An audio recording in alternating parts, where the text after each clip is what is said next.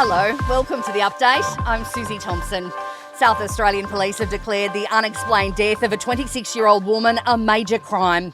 Detectives have searched the Port Augusta home of a woman with physical and intellectual disabilities and say it's not yet clear if squalor caused her death. She was hospitalised with serious infected wounds.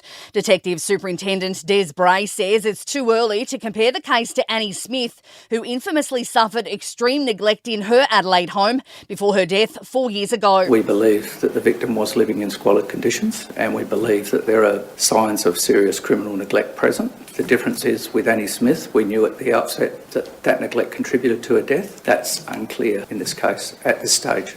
A man has been charged with murder over the death of a toddler on the New South Wales North Coast. The 2-year-old boy died after he was found unresponsive at a home in Coffs Harbour in 2022. He died in Newcastle's John Hunter Hospital 2 days later. A 38-year-old man will face court next week.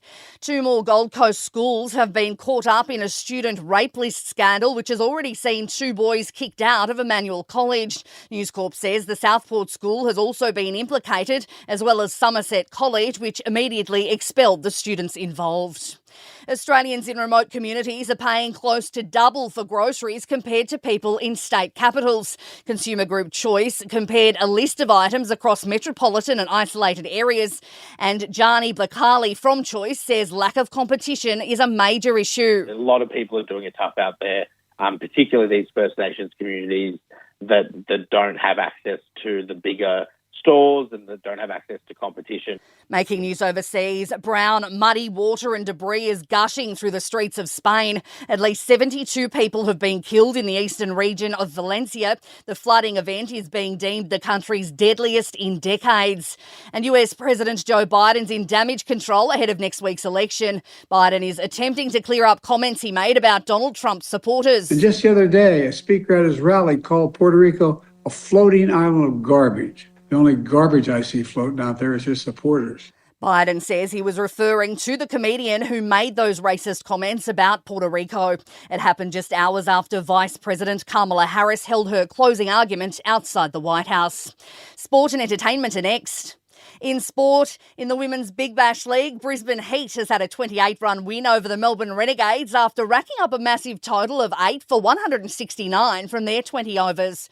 Queensland Origin star Ben Hunt could be returning to the Sunshine State. The NRL Dragons captain's been released from the last year of his contract. The Redcliffe Dolphins already saying they're open to talking with the halfback.